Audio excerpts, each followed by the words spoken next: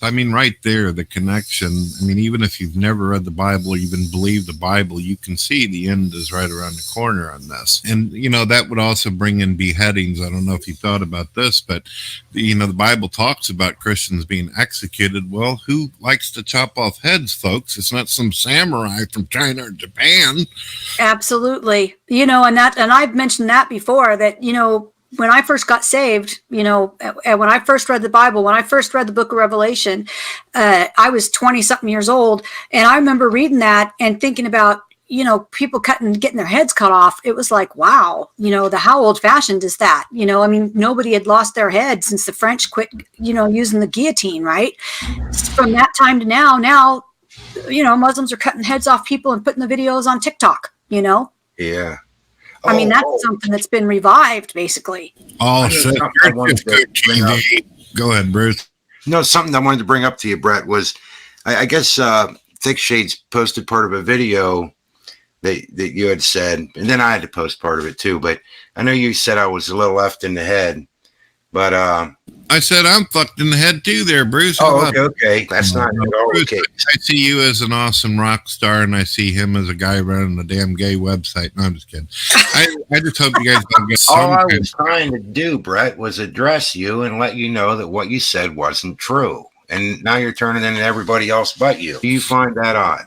If that is true, then that is awful. That's terrible, and he should have all gay websites taken down immediately. Okay, I'll go watch. I'll find some of his domains. I'll find my way there, and then I'll masturbate, and then everything will be cool. And make you go to clicknut.gov.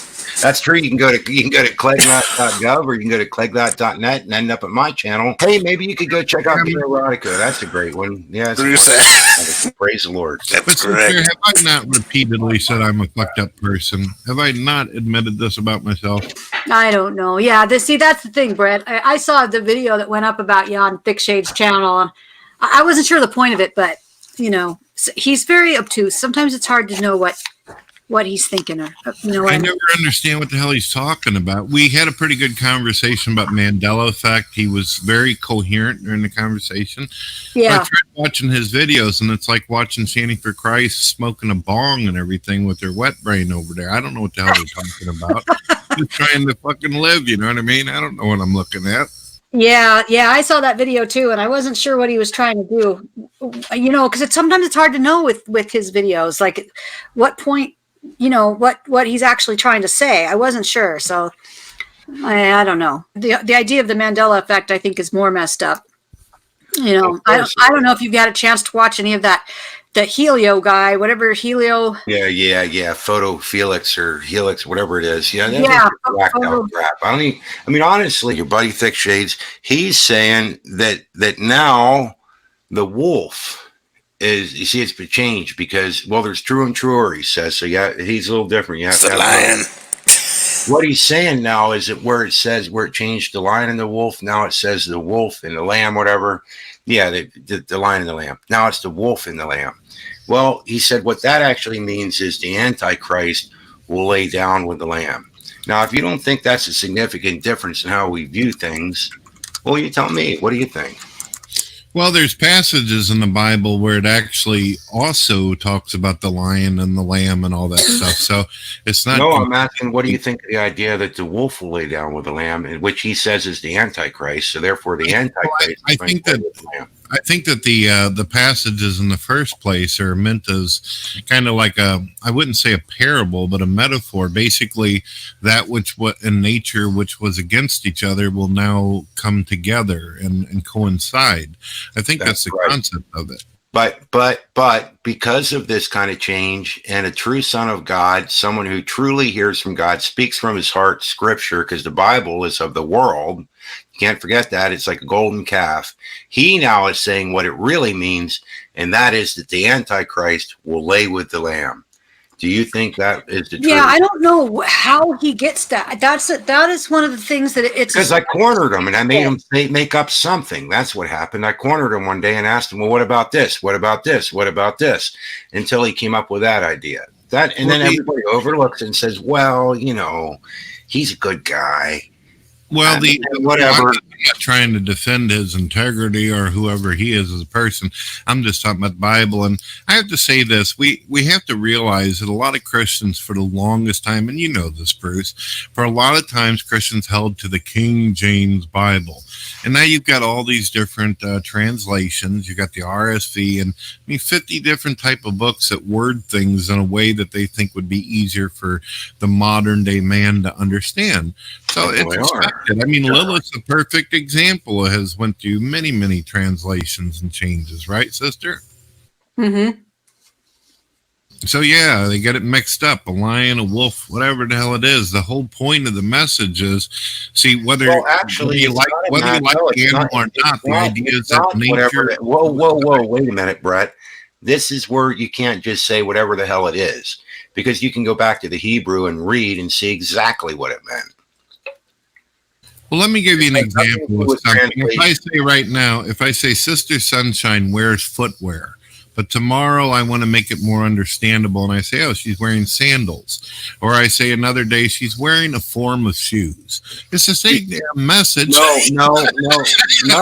it's not, because what you're doing is, what you're doing in this case is you're, trying to think how to word this.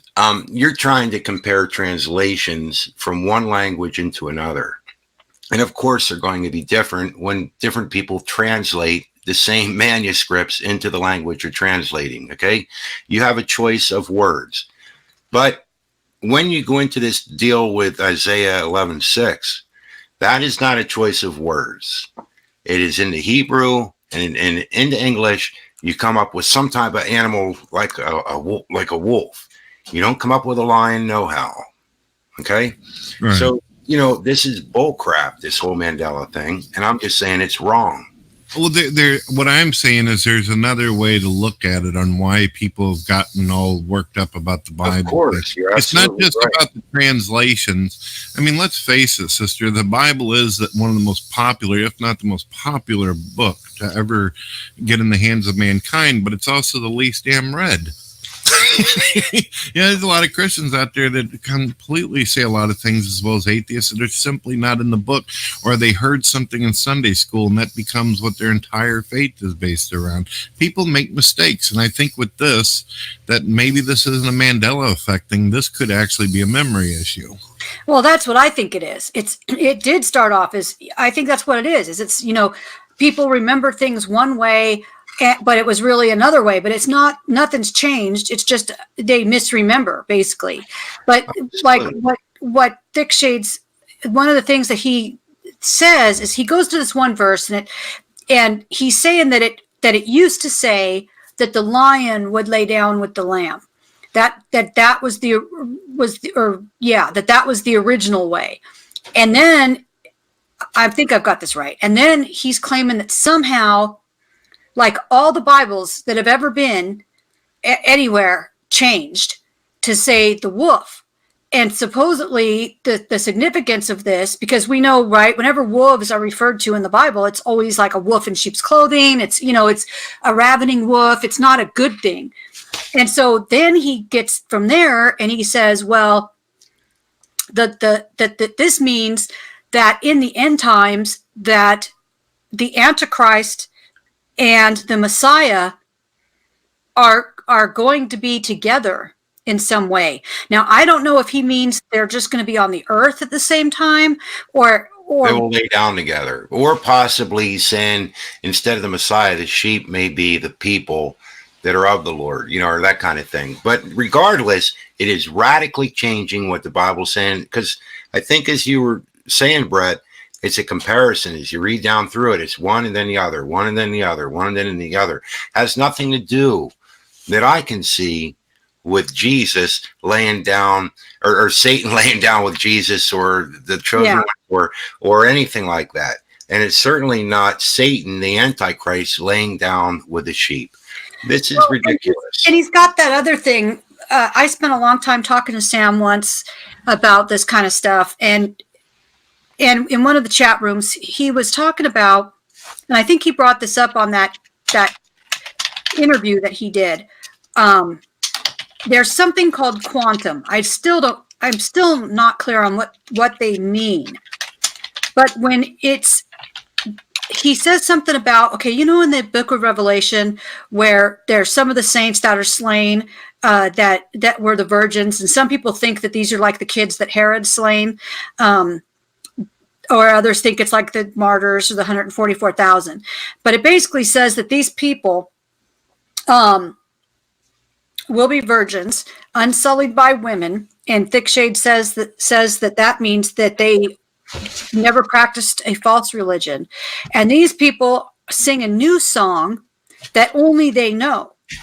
So somehow this gets mixed into this whole thing, saying that this new song has something to do with that they can hear the song of the Mandela effect, or you know what I mean? It's where they say there's remnants of what it used to be.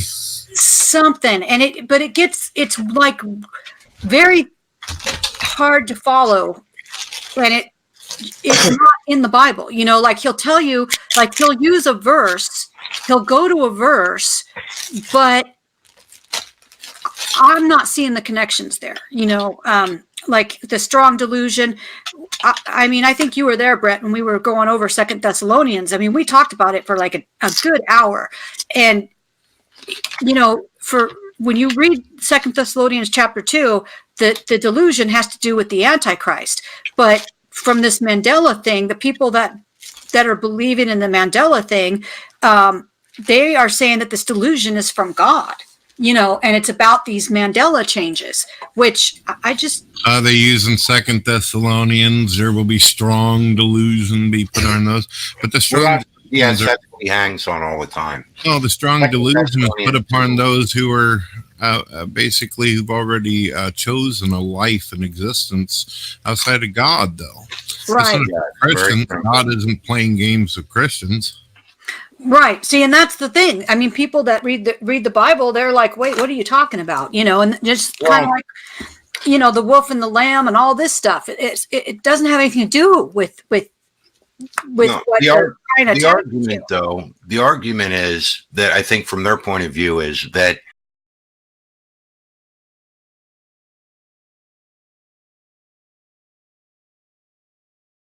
I mean, right there, the connection. I mean, even if you've never read the Bible, even believe the Bible, you can see the end is right around the corner on this. Oh, yeah.